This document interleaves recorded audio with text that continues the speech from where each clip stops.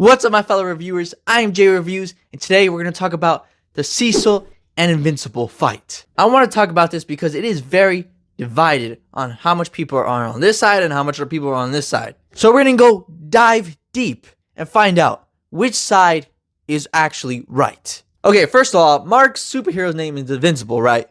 But bro almost dies every single episode. But he somehow manages to make it out every episode alive. So I guess he really is. Cecil is recruiting these bad guys, basically murderers, to help out with hero work. Mark sees them for what they are. Bad people, murderers, people that done very bad things. So Mark is like, nah, I don't want these guys to stay in prison.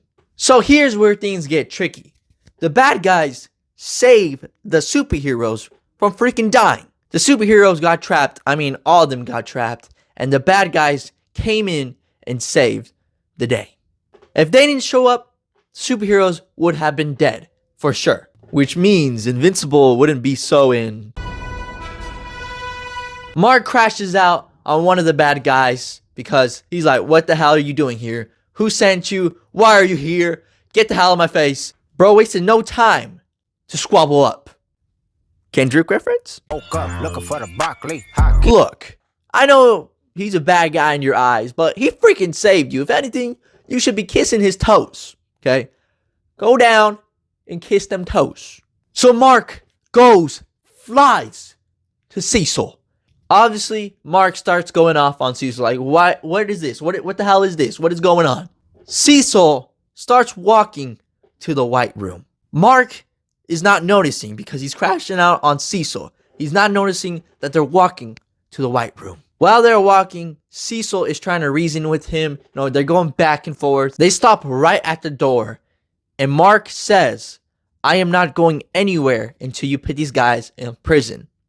Which Cecil sighs because that confirms that, Buddy ain't backing down. He's not backing down. So they go inside and Cecil again is telling Mark, go home. You're going to regret this. Just go home. Go to bed.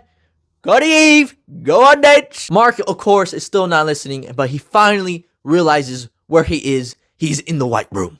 So Cecil tells Mark that the room is for his protection from Mark.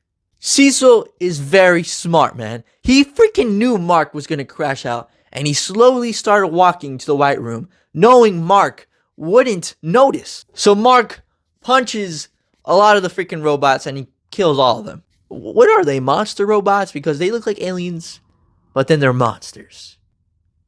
Monsters versus aliens. Oh my gosh.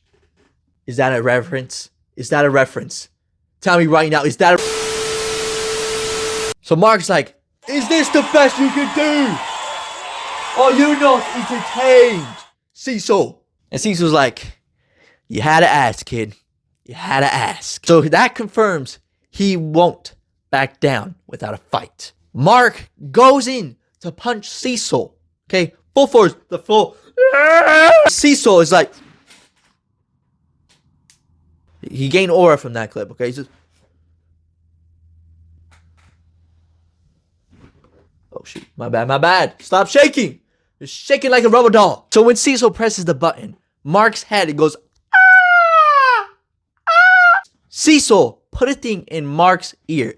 Not just right there, not just the small earpiece. He put it all the way in there. Okay, let's now go through that, okay? Cecil told Mark many freaking times to calm down. Cecil did not harm Mark until Mark tried to fight him. And that's only when Cecil attacked Mark is when he came after him. Sure, Cecil putting that thing in Mark's head is not good. That is a bad thing. But Cecil is not a superhero.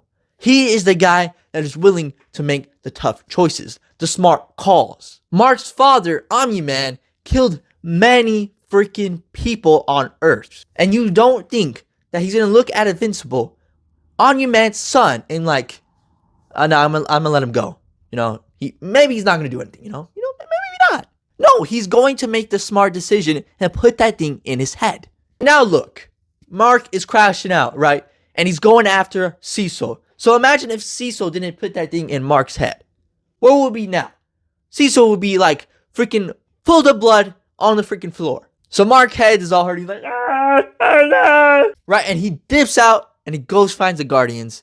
Pops out of nowhere like, Cecil's trying to kill me. Help, get this thing out of my head. Cecil's trying to kill me. Even though Mark went after Cecil first. Like, see, Mark, you sound like such a freaking crybaby right now. Cecil was not going to kill you, obviously. He wasn't going to do that. So now you see everything that led to that moment. The choices that were made. So who is in the right and who is in the wrong? Both are right and both are wrong. It's that simple. I know that's a boring answer. Boo! You suck. You suck. Oh, brother, this guy stinks! Mark shouldn't have crashed out like that. This dude was acting like a total freaking crybaby. Cecil shouldn't have put that thing in Mark's ear, even though if it was the smart thing to do, it really was. I think Cecil is more in the right here. Again, I don't think he's fully right. And again, I don't think Mark is fully right or wrong. But again, you got to look at Cecil, what his character is. He's not a superhero. He is the guy that is willing to make the tough choices and the tough calls. So I'm Team Cecil for now. If he does anything else, then no, this video doesn't matter. Which team are you on? Are you Team Mark or are you Team Cecil? Tell me in the comments and explain it, okay? Don't just say, I'm Team Mark. Yeah, I'm Team Cecil. I just like him. I like Mark. I like Invincible, so I'm going Team Invincible. No, tell me why. Just tell me. Anyways, that's the end of the video, guys. Don't forget to like and subscribe, or I'm gonna send Invincible after you. Or worse, Omni-Man, okay? You don't want that, huh? Of course you don't. So freaking subscribe. Like. Do it. And I'll see you guys in the next episode.